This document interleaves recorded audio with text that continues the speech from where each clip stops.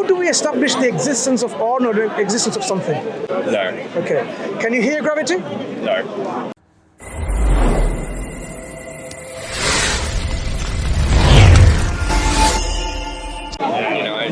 I never got into it, How old are you? I'm 21. At least we're not speaking to someone who's very young and smart. I wouldn't say the same. You're, when I say young, you don't want to have discussion with underage people and people think like you're grooming them. No. Don't worry, I'm always fine. That's actually a compliment because you have a young face. I shaved this morning, what can I say?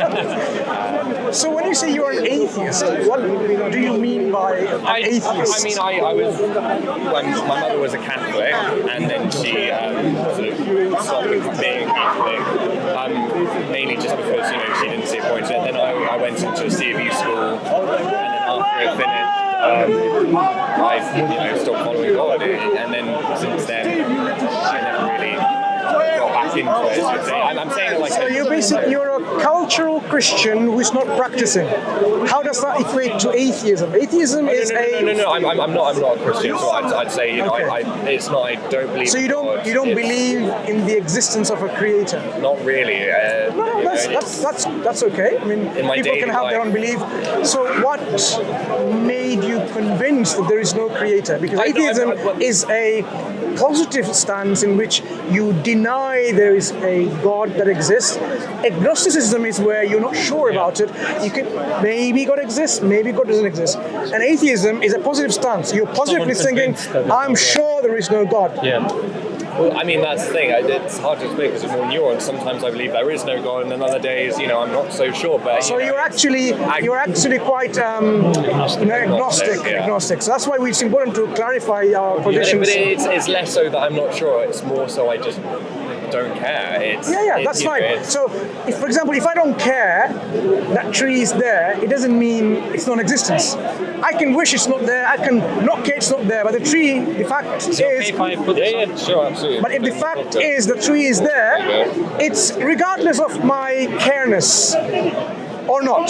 The tree can exist independently of me thinking about it. Whether the tree is green or brown, the tree can exist independent of my thinking, my wishes, my dictates, my desires, and so on. Do you agree? But I feel like that's an argument which isn't really fair to compare to God. God is this abstract thought, whereas what we're saying is the idea of I know what you're saying. What I'm saying. So something can exist independent of what we think about it, right? Okay. So how do we establish the existence of or not the existence of something? Sorry, say that again. How do we establish the existence of or non-existence of something? I mean, you find out if it exists, or To give you a good example is gravity. Do you believe gravity exists? There's proof of it, yes. Do you believe gravity exists? Yes, Okay, fine. Out of your 5 senses, which one did you use to say gravity exists? Did you use it? So we have smell. Can you smell gravity? No. Okay. Can you hear gravity? No. Can you feel gravity? I can see gravity. Okay. You see the effects of gravity. We'll examine that. Yeah. What color is gravity? Well, when you see something, for example, I can't see infrared, but certain animals can. I can't see ultraviolet. It's beyond my scope of vision, frequency of my vision. When you say you can see gravity, so let's see how gravity looks like. What color is it? Well, I feel like that's a null statement. I feel like there's scientific proof into that. Remember, we're not talking about scientific proofs. We're first establishing our 5 senses. How do we know gravity exists? So, no, we can't smell it, you can't touch it, you can't feel it. But you can see it. So, you can see it, you said. So, I'm looking. And I'm looking. I don't see gravity. I see it everywhere. Okay, tell me, how does it look like?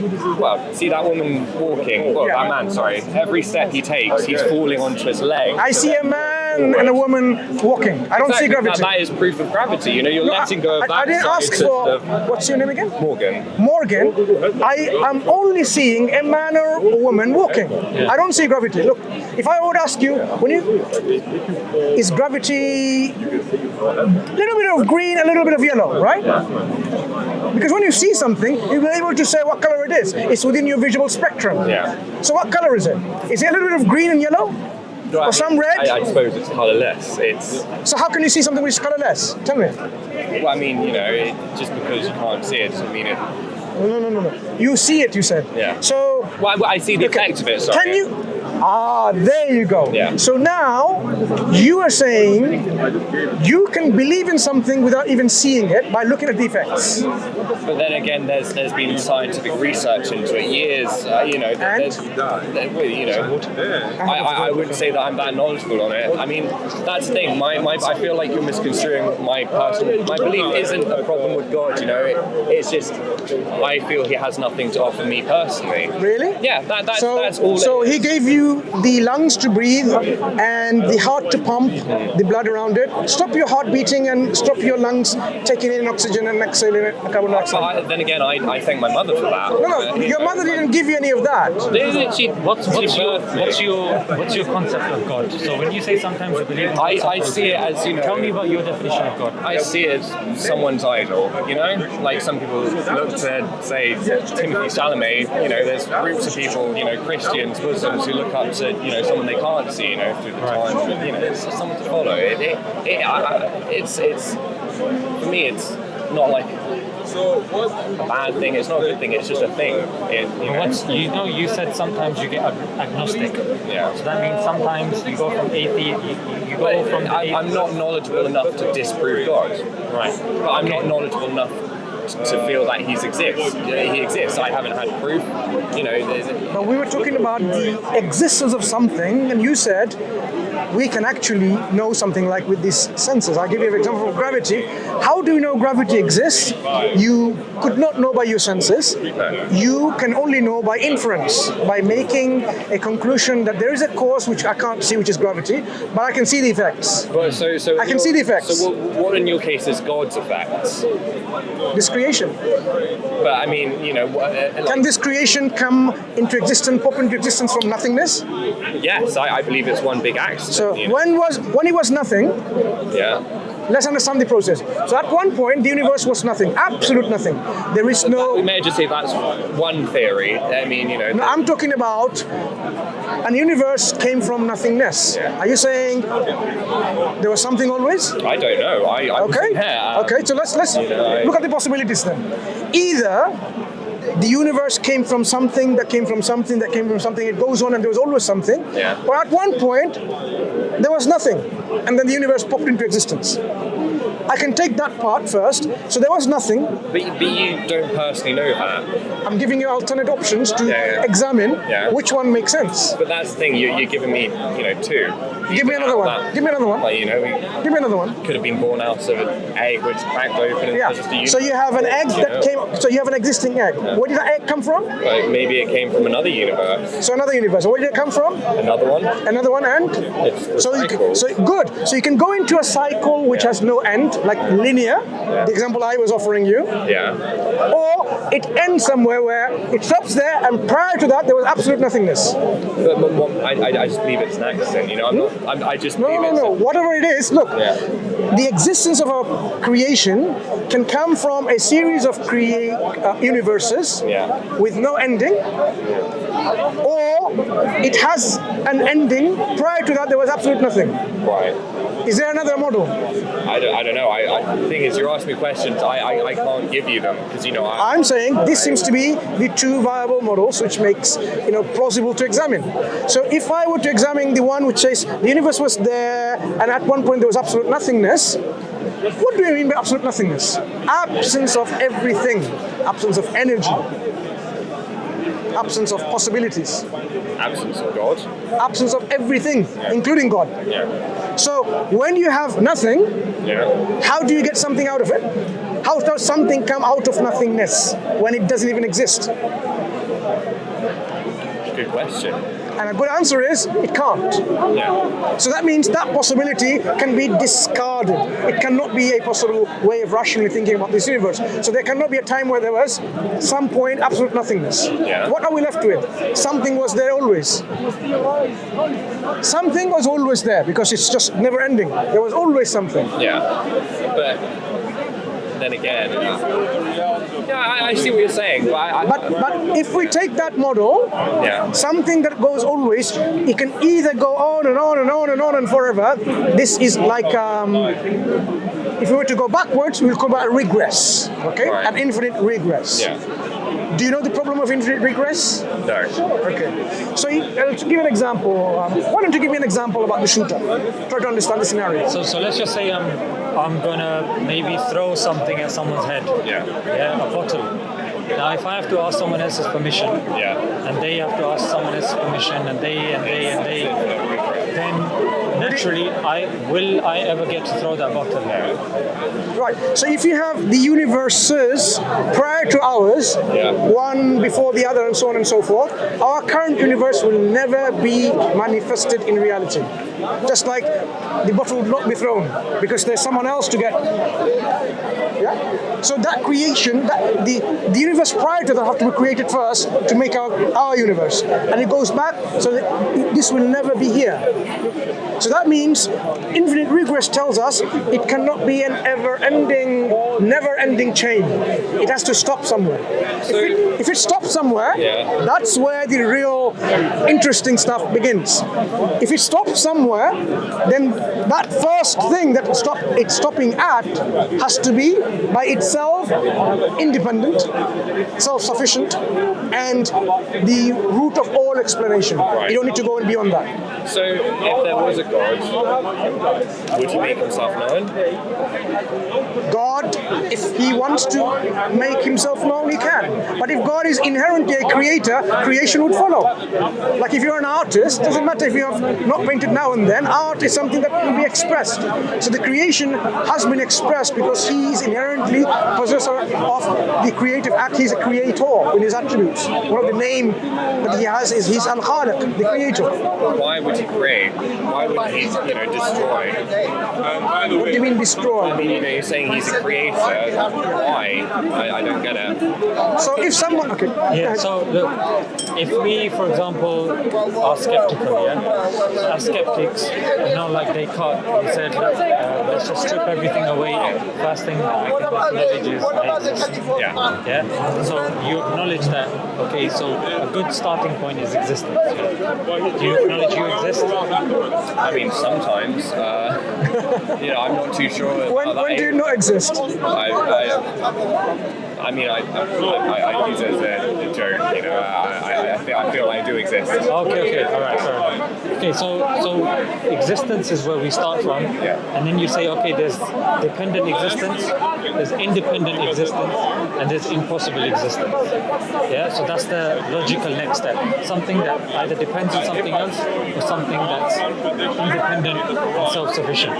Would you say that human beings, the universe, what we see around us, is independent or dependent? I'd say it's neither. I feel like it's certain things. So you don't depend on something else? Not really. I mean, you depend on oxygen. You depend on water. I depend on that. But, so you're dependent. I'm independent again. I make my own choices every day. Right, but I'm talking about you physically. Do you depend on something, or are you completely independent? I'm not talking about different facets of different theologies. I'm just saying, just bare bones, are you and the things around you dependent or independent? Are you absolutely independent of anything and everything, or you need something, you're dependent on some things? Oh, yeah, no, so that's you're dependent. You're not. So you're dependent, the trees are dependent, the sun is dependent, everything that we see around us is dependent. Then we bring the point that, quite simply, the argument is you cannot have an infinite regress of dependent things. That's literally the argument. That if you have dependent things, it comes back to that person throwing something, that there has to be an end to that causal chain. Otherwise, then you can't be standing here. So by the fact that you're standing here means that there is an end to that chain. And the end of dependency is necessity. So we're going into philosophical reasoning, So necessity. So that necessary being that's what we depend upon. So So we're dependent, the necessary being is independent. Yeah. This is like Leibniz and standard kind of model. Yeah. Like, I'm an artist, so I don't really know that much about philosophy. No worries. I don't. So this is recursive reasoning. Yeah. So again, even Cartesian reasoning, which is a person is skeptical, they take everything away, and then you just scaffold one thing at a time. Yeah. You don't have to come to a conclusion now. I'm not trying to force you to believe in anything. I'm just saying that are you following me rationally and logically?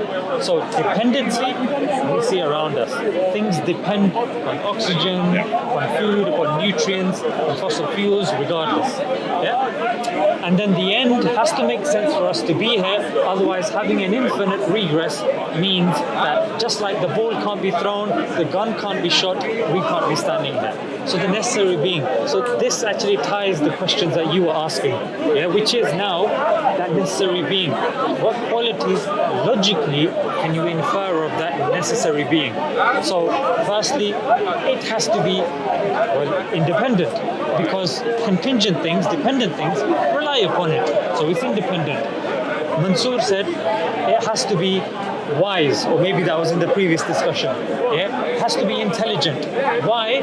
Because we see intelligence around us, and unless we're being hypocritical, because I think you have a contention with that. So with intelligence, if we look around us and we see, for example, a pile of fecal matter, we'll say, okay, it's logical to deduce that an animal went past, that it came from. Okay, if somebody's got blue paint on their legs, it's logical to deduce that they've come from a place that was being painted blue.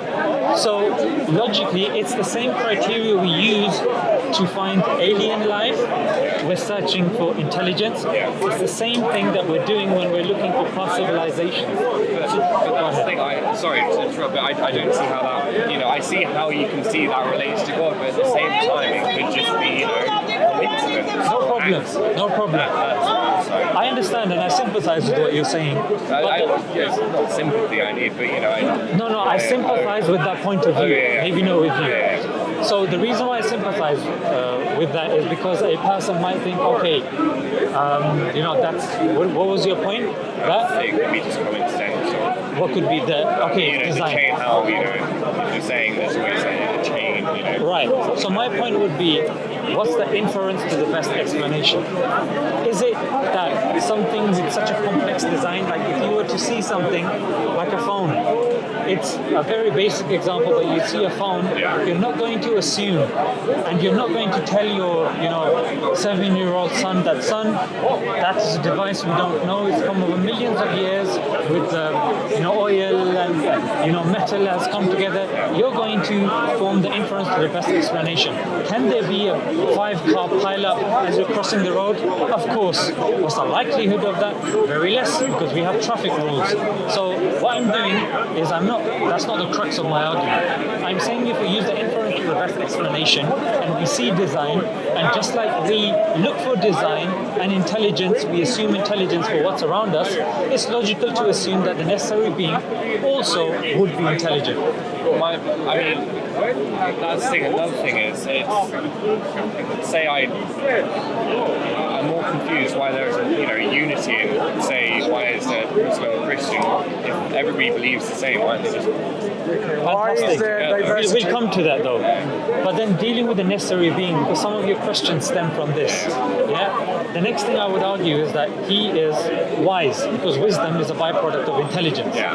And the point of wisdom is, and that's I think a good refutation of the deist point of view, which is God just created us and left, or he did this or he did that. If we claim that something is wise, intelligent, it's not befitting of somebody who's wise to just create something for no purpose whatsoever. I do that. Yeah, go on, give me an example. Well, sometimes I put a sketchbook with me. I sometimes just draw a circle and throw it away, not because I have any plans in mind, but because... So you being an artist, because my wife's an artist as well, so I know where you're coming from. When you're doing a circle, you may not necessarily think at that moment in time that you're doing something. But what you could be doing is, you know what, I'm bored, I'm just going to see if I can do this. You may be thinking unconsciously, like it's the Freudian psychology, that we are, that there's always a reason or there's something that's influencing us to do something. That's the reason people are paying millions for advertising. Yeah. So even if you're doing a circle, being an artist, there's a goal. It may not be, I'm going to draw a picture. It may just be, let me see if I can do this, or I'm bored, let me just doodle. But even the doodles of an artist, that's art. Have meaning, yeah, it's art. I'm sure you agree with me. So, coming back to the point, wisdom, especially if we're saying that he has will, because I'm going to argue he has will as well, the necessary being. Because the fact that the universe is created one way and not another way is indicative of a will. Do you see? Right. So, for example, even that the universe was created one point of time rather than another point of time indicates that there's will. I would also argue that there is power. The necessary being has power because power gets power from something else that it depends upon. It's the nature of power. Yeah. And then, of course, eternal, because if the contingent beings rely upon the necessary being, then naturally it has to be eternal. It can't pop in and out of existence, otherwise there'd be chaos. So all I'm saying is that logically speaking, what I've just explained to you about the necessary being is our definition, the Muslim definition of a God. The Muslim definition of God, I would say, is more voracious than the Christian and the Hindu definition of a God. Because we're saying that there's an end to the causal chain. They would say, no, there's one deity, but that one deity is actually three deities. But then now there's a conflation of will. So the Father says that, okay, if the Father wants to say the tree is red, but the Son is to say the tree is green, and the Holy Spirit was the tree is magenta, then what color is the tree? Do you see? So I would say that if a person goes back to recursive reasoning and just logic and just goes back to basics, a person will intuit, like Justin Barrett said of Oxford University, that there is a God. That there is a God that's created us. It's not naturally intuited that there's loads of conflicting gods with loads of wills. That's why we've got programs like the Clash of Titans. You've got all of these gods warring with each other. Even Thor, he's got beef with his father. His brother's got beef with his father. So the fighting of the gods. And naturally, if they were fighting of the gods, there'd be chaos. So that's why I wanted to stick with this initial bit. That let's get the concept of God, secure, because that's now what we're going to build upon. That this God, with wisdom, is going to, it makes sense for just like a teacher imparts their wisdom, just like, an ignorant individual will... There's my friend. Who's dependent on a teacher to teach her. So I'm dependent on the teacher. So there is dependency. Oh, sorry.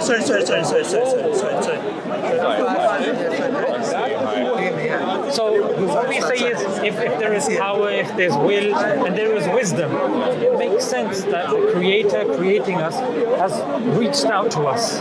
And if you look at the common thread throughout all the religions, they have a holy book, they have a messenger, so somebody that God has selected to kind of speak to humanity. So the next question that I would have thought would make sense, Morgan, is you as a Muslim, what's your criteria? And it would be interesting to see, as an agnostic atheist, what criteria would you require a holy book to have for you to say, you know what, okay, it's from God? What criteria would you have?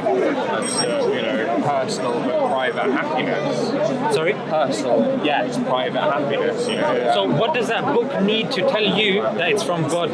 Private happiness is subjective, isn't it? So that's what I mean. It's mine. I don't want... Okay, that's fine. Happiness. What else? It's very basic. So if you read Harry Potter and make you happy, well, that means from God. No, it's outside of God. I don't think those two things relate really. So just because some books makes you happy, it's not necessary that that something is actually indicative of being from God. No, but I mean, I searched out. Do you agree a book from God must be free from errors errors and mistakes and contradictions and inconsistencies? I mean, I'm assuming yes. Yeah, because God is all knowledgeable. We're talking about the wisdom of God. So He's not going to say something which is wrong, untrue, which is, totally a mistake. Yeah. So you expect at least a book from God should be free from these kind of errors, mistakes, and contradictions. It doesn't mean a book that is free from contradictions is necessarily of God, like an iPhone book. But if a book claims it's from God, it must be free from those mistakes. Right. What else does the book have to have qualities-wise? Should it describe God perfectly? Or should it just say a book describes God like God is a little mouse, someone stepped on it and it got smashed and squashed, and then it got eaten up by some birds flying to it, and that's it, that's the end of God. You'd say, that's not a perfect description of God. A book has to describe God, which makes sense to you, that is a perfect description of God. A book of God also should, for us, if we are not at the time of revelation that you're pointing to, it should be preserved to us that we can be sure that the message within it is not adulterated, it's not corrupted, it's not changed or amended. Yeah? What about, so I know there's two, not denominations, I think that's Christian, two, not factions either, it sounds like, there's Shia Muslims. Shias and the Sunnis are the same book. So it doesn't matter. So it doesn't. They believe in one God, they believe in the Prophet, they pray, they give charity, they say lying is wrong, they believe one should do pilgrimage, one should give in charity. Why is there two groups? Political differences from the beginning. Politics is really sometimes can be very sad state of affairs. Political differences can make your allegiance to something very, what's it called, like fanatical to some groups. And the thing, Morgan, is just because somebody is adhering to the map of God doesn't now mean that that person is going to be independent of existence and life and the trials of life. And the trials of life is exactly what we're doing here. Learning, making mistakes, getting things wrong, getting hurt, spreading happiness, spreading love, telling stories and the likes. So I feel like that should be, intrinsic to every human. I don't think you need to be told that. I agree with you, and I wish that was the case. Exactly. But unfortunately, it's not. There are certain things we need to be told because human beings are very arrogant sometimes and not really down to earth. What I mean by this, for example, even lying. I'll give you an example of something that is so mundane when it comes to health. All the places that you go to, hospital, workplace, restaurants, in the toilet area, you do your business, you just wipe and you come out with your dirty hands and wash your hands and only. Where is the common sense to say you need to actually wash it and clean it? Well, I mean, that's the thing. Do we need to be told to wash? I mean, our Prophet Muhammad actually said how to clean ourselves after you do your calling of nature. So, some things as mundane as this, in 21st century, people, when the thing happened with the coronavirus, what people were doing, they're stockpiling toilet paper, right? They didn't have any idea that actually, all you need is what we call a lota or a water pot, and you can wash yourselves, and you can dry, of course, with people are panicking. This, even to the health systems, needs to be told.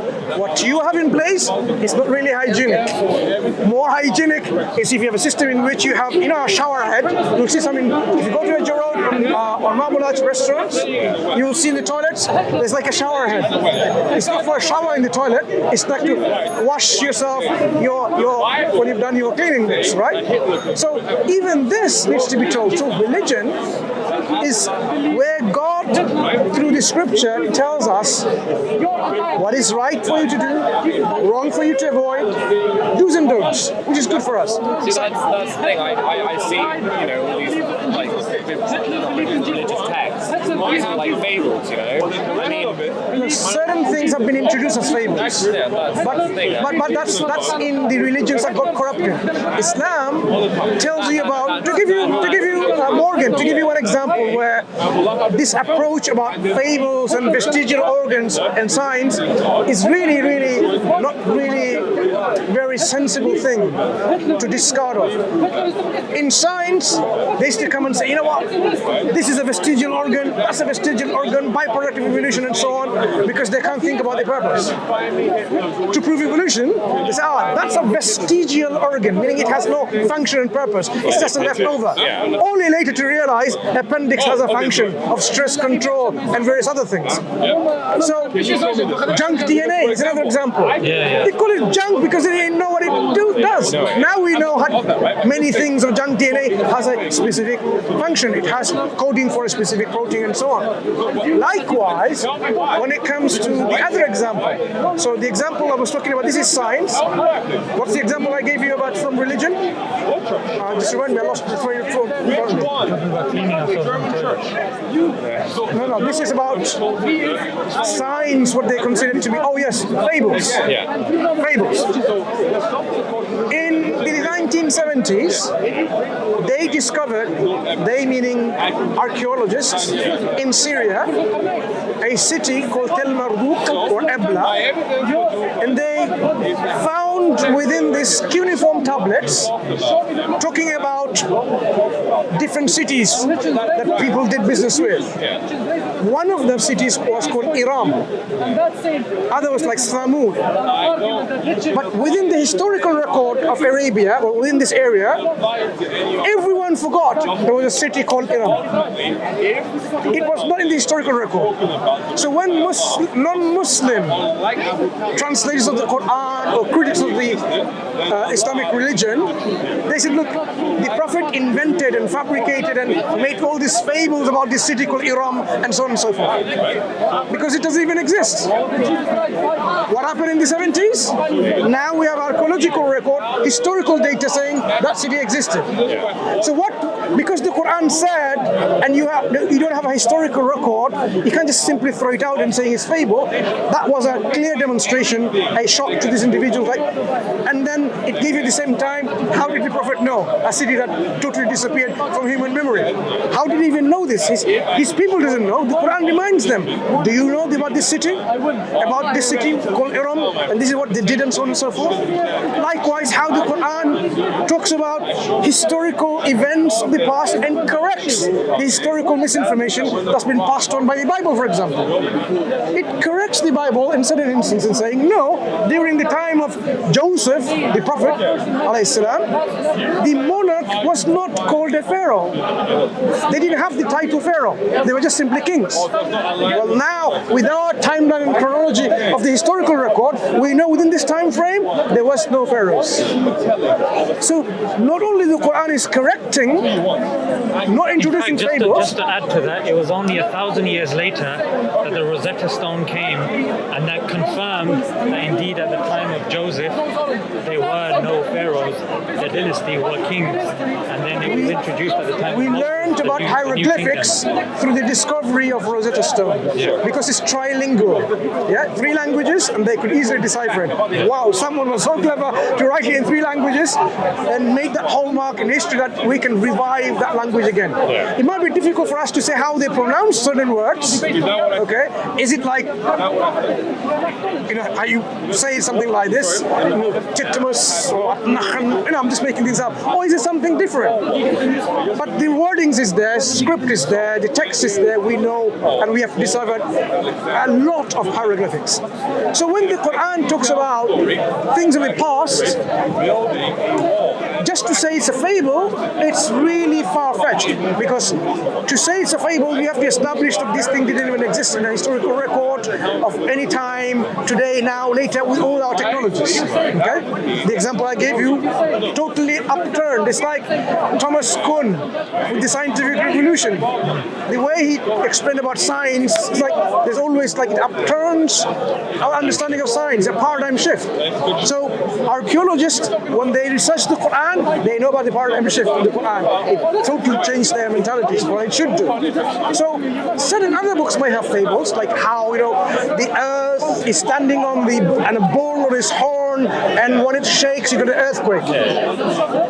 Wow, Islam doesn't have to say anything like that at all. It says God created the heavens and the earth without any pillars that you can see.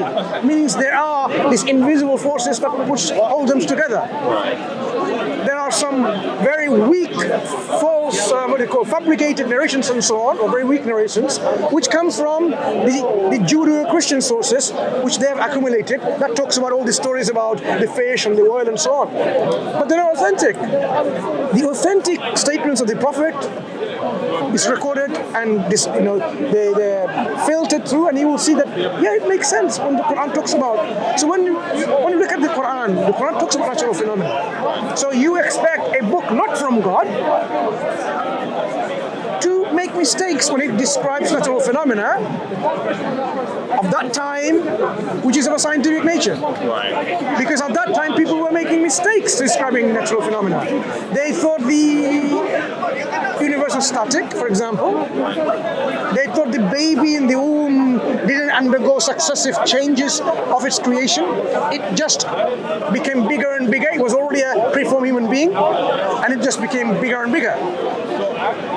The Quran could have mentioned all of these things by taking the contemporary understanding of science and so on. But it rejects all of that, and it corrects it and gives you a different understanding. Today now we know, it's congruent with our understanding of science. So science, it seems to be coming with and in line with what the Quran says. Not Quran is in line with science, we have a different paradigm.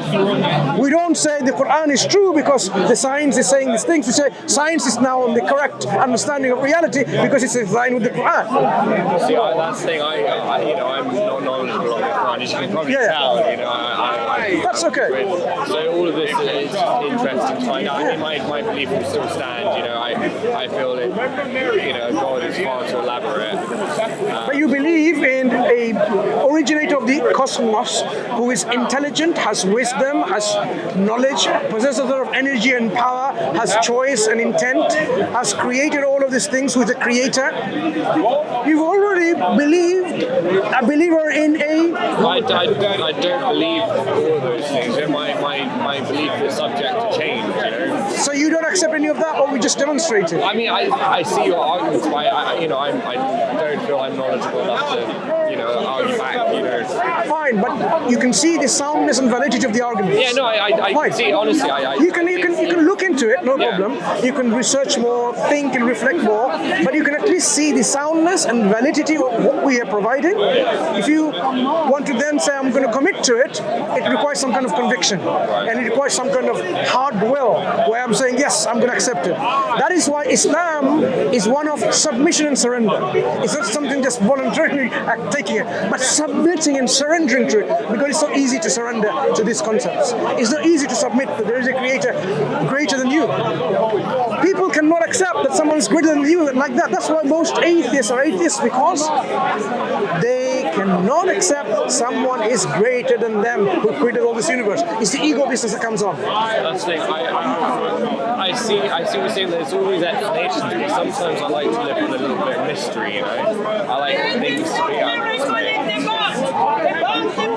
But to us, we say we live a rational life with critical thinking, and if you use critical thinking and be rational, you will come to this conclusion, as Zeeshan has explained about the Creator, explain about the concept of revelation and guidance, in which it will be free from all errors, mistakes, contradictions. It will give us guidance for a surety. Do you know what the Quran says in the very beginning of the Quran? After the opening chapter, which is the introduction of the Quran, it says, Alif Lam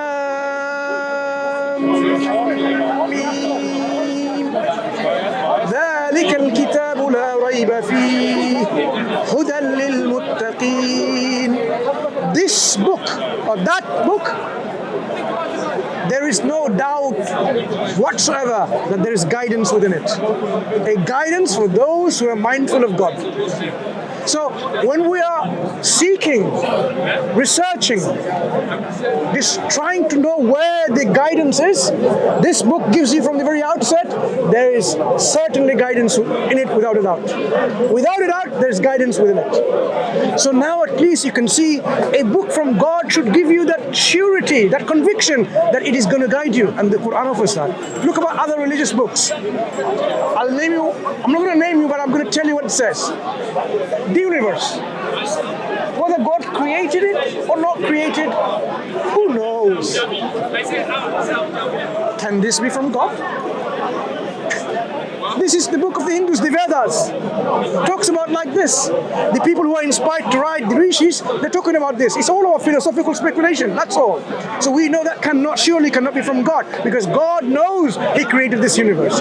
And the Quran talks about that. He is the creator of the universe. He's the one who's going to guide us. So when you are saying, sometimes I'm not, when you read the Quran is going to like push you to reality, because that is what is giving you certainty of guidance, certainty of truth, certainty of reality. So Quran isn't, because you mentioned fables, Quran isn't just a book that just talks about stories. Quran talks about actually historical facts. One such example that was mentioned, also mentioned things that can be verified by non-Muslim sources. For example, it talks about certain prophecies, and these prophecies, they can be tested by other primary sources. For example, there was one incident which again is documented in history, and the chronology of Islam is there as well, even in non-Muslim sources. So again, it can be kind of fitted together. This was the battle between the Byzantines and the Persians, and the Prophet, peace be upon him, he at a time that the Byzantines were losing. And not only were they losing, they'd lost their kind of main city. They lost Jerusalem. Their leader, Heraclius, was being disgraced, and the plague had broken out. And it was at that time that the Prophet, peace be upon him, said that between 6 and 9 years, the Byzantines, the ones that are losing, they're going to beat the Persians. So the Quran made that claim, and exactly within the time frame that the Quran predicted, it took place. And it was verified by, again, you've got all these cameras here, so if I'm saying something wrong, again, I can be reviewed online as well. It doesn't make sense for me to just make stuff up. So a non-Muslim source, the Chronicles of Theophanes, again, verified that historically he was not Muslim. So in terms of prophecies, it's accurate. In terms of what the Prophet, peace be upon him, what was revealed to the Prophet via God, it's accurate, it can be tested, it's historically sound, and in terms of you're saying, okay, look, what can religion give to me? I would argue religion has a lot to offer. In fact, Islam came to preserve 5 things. Number 1, religion, monotheism, to kind of call us not to be pulled by various kind of deities in different directions, but towards one who just wants good for us. So because Islam is the only pure monotheistic religion, others will have some sort of kind of addition. No, but it could be that God had a son, no, God is this or God is that. So monotheism came to preserve life. In the Quran it says to kill one person is like killing the whole of humanity because of the implications. It came to preserve intellect. Intellect how? By outlawing alcohol and drugs. Why? Because again, it clouds our intellect, and a lot of drunk driving, rapes, all of these things, they're linked to, a person. I wouldn't say that, claim that alcohol means, say, murder or rape, for example. Yes. I mean, it's cause and effect. I mean, I wouldn't say, sure, there's cases where alcohol has been an assistant to the person, but, that's not the alcohol that's caused that. What is the safest limit of drinking alcohol, according to the consensus of the health organizations across the world today? I don't really know. According to WHO, according to all multiple international organizations, they came to a consensus. The safest limit of drinking alcohol is 0. None.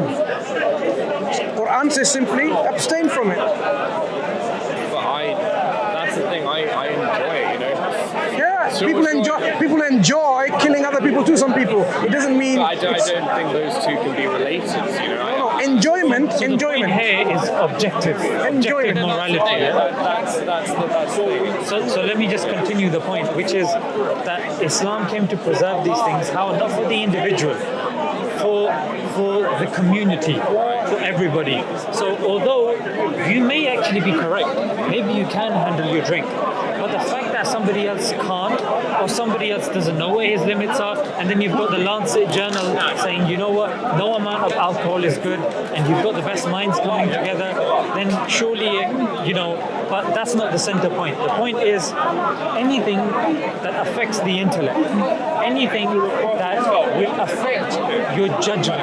Now, you might think, you know what, I've drank below a certain limit. If you get pulled over by the police, that's it. I don't drive. No, but I'm just giving an example. Now, objectively speaking, in a country like the UK, that's it. You're going to be arrested. Yeah, to preserve family. Like, it's well proven that adulterous relationships and the breakdown of family has not only a negative effect on the family, more crime, it then leaks over into the society. And Islam came to preserve the society and the family unit as well.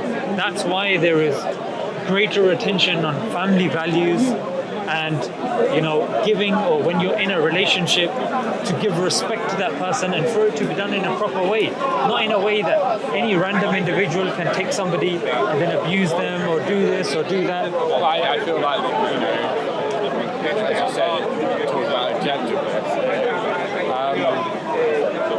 Sorry, that's at the end of the day. I forgot what I was going to say. So I gave you, I think I know where you're going. It just depends on the person. Not necessarily, because objectively, if you look at science tells us, and I mean, there's a saying, they say numbers don't lie. And with the statistics that they have, majority of the kids that come from broken homes end up being obese, drug abusers fall into depression and a bane to society. Even the couple that break up, they're more likely to commit crime. And heartbreak, one of the leading causes of even people taking their own life.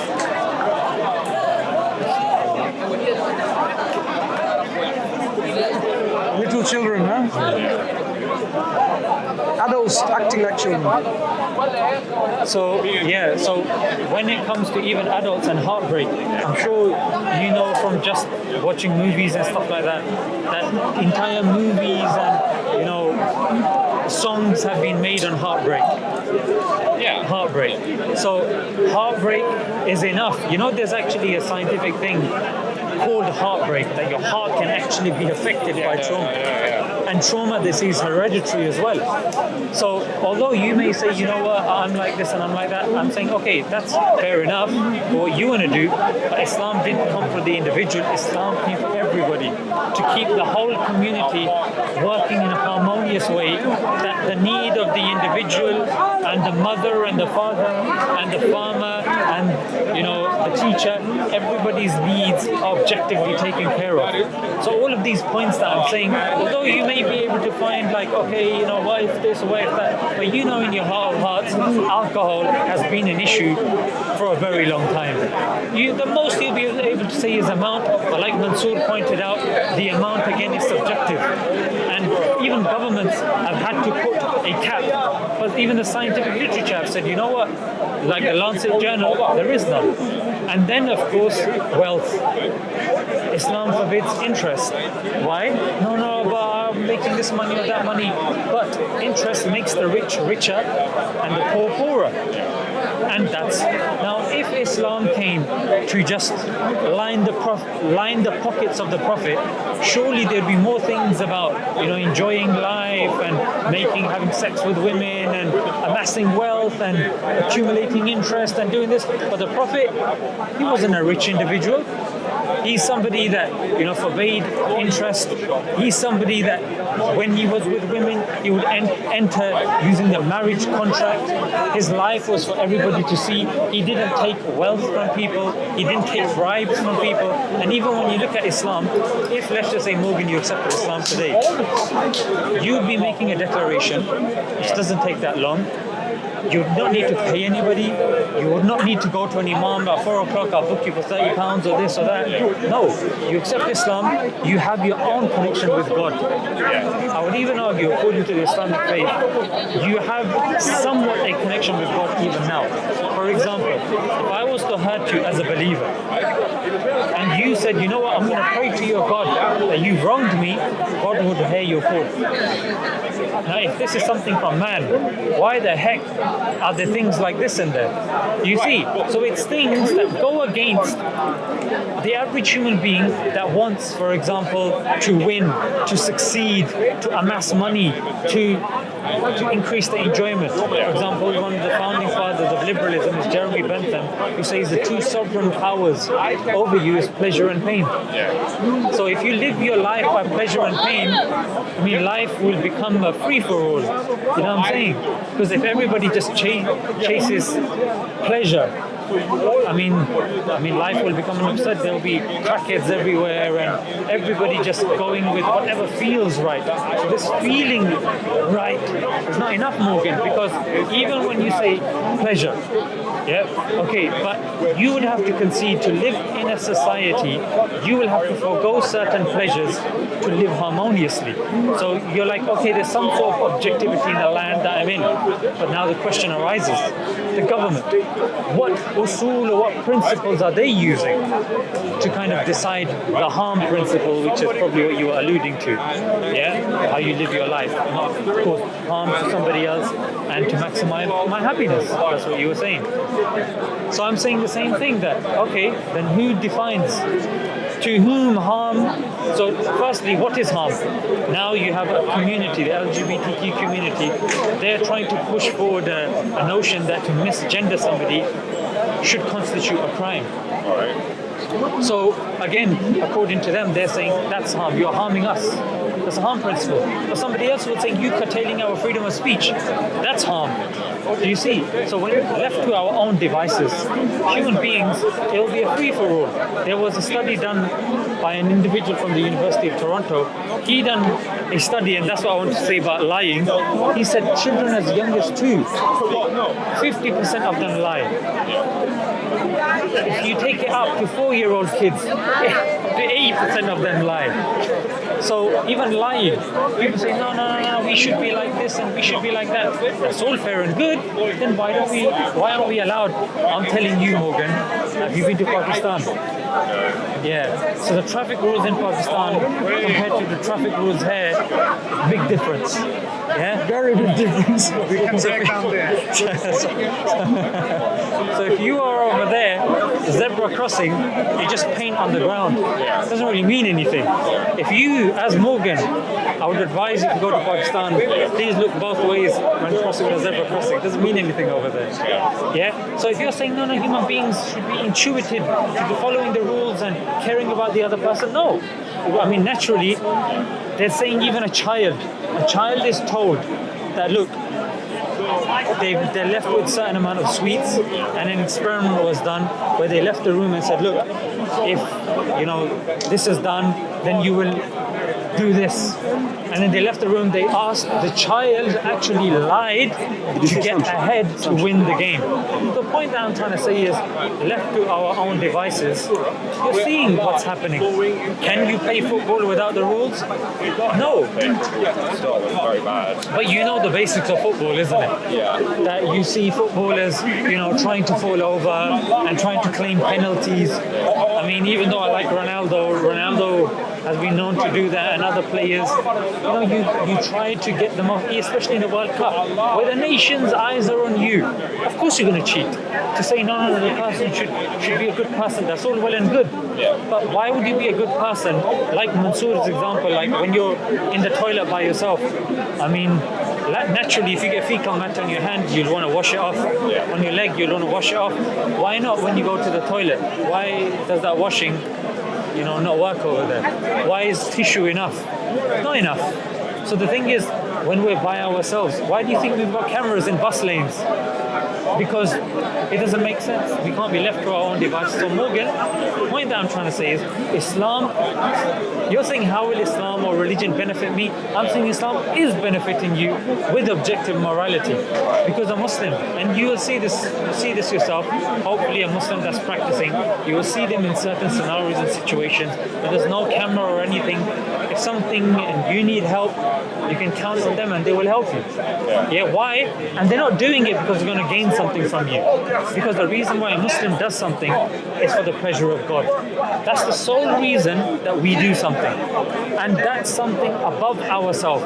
If somebody is doing something for somebody that they can't see, rest assured they will follow and do something with the people that they do see. That's why divorce, if you look objectively, in Muslim majority countries, rape, less. Murder, less. Gambling, less. Alcohol abuse, less. Stealing, less. In fact, there's social experiments that are done on YouTube where a guy will just leave the keys on his Lamborghini in Dubai, go in, come out, and it's still there. Why? Because the punishment is there, and again, it's coming from religious principles. So it's not what can religion do for me, it's what is religion doing for you, even without you knowing it, that you can call out to God, He will accept and He will hear what you're saying. And even society, you will, if you go like Gabrielle, there's the traveler, she's a solo traveler, and one of her reasons for accepting Islam was when I went to Muslim countries and my motorcycle broke down. Men would be there, and the way they treated me as opposed to people in, say, Western countries, this is enough to show me that it works. And Morgan, that's what I will say. Islam works. It's all well and good saying, yeah, but look, when it comes to happiness and stuff like that, it's a multiplier. If let's just say you want happiness and you're feeling a bit happy, Islam will tell you, don't settle for less when it comes to happiness. You're confusing happiness with lust, with joy, with contentment. That's not good enough. That's to do with the receiving. You could have an iPhone, you feel happy for a couple of weeks. All right, fine. But that's not happiness. Apple will tell you that is happiness, because then as it goes down, the next year, another model comes out, or buy another one. So capitalism, materialism, that won't tell you, oh, you know what? No. They search for something beyond yourself. Coca-Cola will tell you, drink our bottle. Look, there's a happy family. Why? Because they know you have a yearning for family, for community. I mean, even Harlow monkeys, they did an experiment, and there was a baby monkey, and there were two kind of models of a mother. One was very kind of prickly, but it had milk. The other one was soft. So the child, or the small monkey, went to the soft monkey to show that we need love, we need compassion, and materialism is just not enough for us. And you're not going to hear that from the corporations, because they make money from telling women that they're ugly, so they go and buy makeup. They make money of telling you that your car is no longer acceptable societally, that's why you need to upgrade. Look at these women that will come to you and stuff like that. It's inherently materialistic, whilst religion tells you the exact opposite. And Morgan, I'm sure you'll accept, a person that can't be bribed is a force to be reckoned with. And that's a person that controls his stomach is a force to be reckoned with. Otherwise, look at the people that get bribed because of food or a dollar and a dime. People that are, selling their families and just for the throne. We know these old stories of people killing their own father. But in Islam, we're told fast. There's an obligatory month that we're fasting from dawn to dusk. Control this. You're better than this. Don't just rely on food. Yes, you can eat at the end of the day, but realize that you are not defined by the food in your body. You're not defined by the clothes that you wear. That's why when we do the pilgrimage, the king, the pauper, the guy working at the bank, the guy that's a plumber, the regular guy off the street, everybody, every male, white cloth on top, white cloth at the bottom, and we all look similar. Even as you're leaving the park, even from there, you might see some Muslims praying. It's just one row. It doesn't matter who you are, we stand shoulder to shoulder and we pray together, again, regardless of your social class, regardless of the color of your skin, regardless of any of these things that society tells us makes you more of an important person. Because God tells us it's not your color, it's not your knowledge. Like, you're honest actually, saying, look, I don't know this, I don't know that. That doesn't matter. What matters is your deeds, sincerity, and you coming here, listening. That Islamically, we hold to a very high regard and a high esteem. And I would actually say that if you continue this sincere search, not you might or you may, I will tell you, if it's written for you, 100% sincerity is the ingredient that's required. Otherwise, anybody can accept. But like Mansur said at the start of the conversation, it's the culture, it's the politics. That's the thing that divides people, because there is more that unites us than divides us. But like Lord Crewe, when they were looking at the Middle East, Lord Crewe, it's in a book called Secret Affairs by Mark Curtis, he said it's within our national interest to keep the Middle East divided so they don't become a principality that has control over oil, because we need the oil. Yeah, so again, political interests. Mohammad Mossadegh, who was a democratically elected leader of Iran, 1951, he was removed actually. He was quite secular, but he was removed. Why? Because he tried to nationalize BP. And because of that, after him came the Shah, and the Shah was a dictator. And ever since then, the Iranians have been pissed. They've been pissed. Palestine, if you look at Muslims, we've had no issues with the Jewish community. And there has been no issues. Karen Armstrong says in her book, she's not a Muslim by the way, and she says the Muslims actually had no issues with the Jewish community.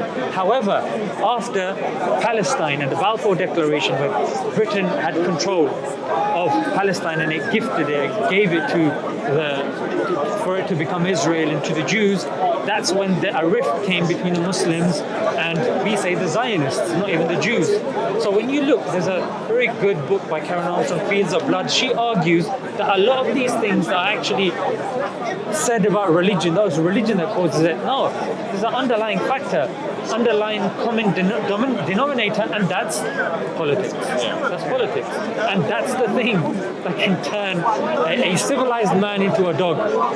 As we're seeing today, people that come with very sincere reasons of becoming political leaders, but then they end up doing all sorts of madness. Power corrupts, money corrupts, and all of these sorts of things. And the only thing that can help you in that moment of time is somebody that can, it's like they say, bully the bully. Like, even if you look at the system around us, you got the police, but who's policing the police? Hitler died, he's doing all of it. He done some madness, but he just died. A lot of people are pissed. So there needs to be something objective. Like I proved to you, rationally it makes sense.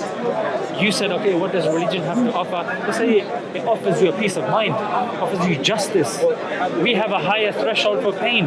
Daily Mail, who tends to have anti-Islamic headlines, they said Muslims in 2016 were the most happiest. And again, you look at these, non-Muslim sources. The reason I'm giving you these non-Muslim sources is not so it's circular reasoning, always proved by the Quran and so on and so forth. You can see this stuff yourself.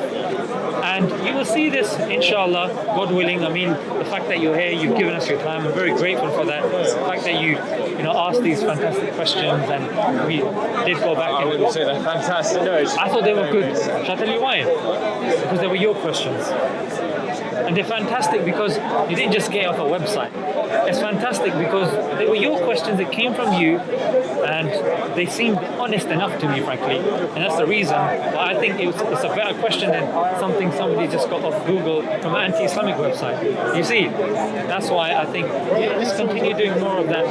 And one simple exercise I would say, and you don't need us to do this.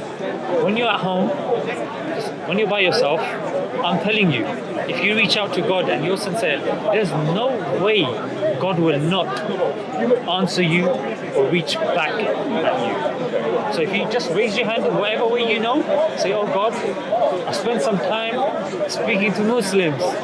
They claim that they have the truth. What they said sounded fantastic, amazing, especially the guy with the blazer, he was very handsome and he spoke a lot of sense. You know what I mean? You can add that, you don't have to add that. Yeah. So then you say, you know what? So I was sincere. I just want to be guided.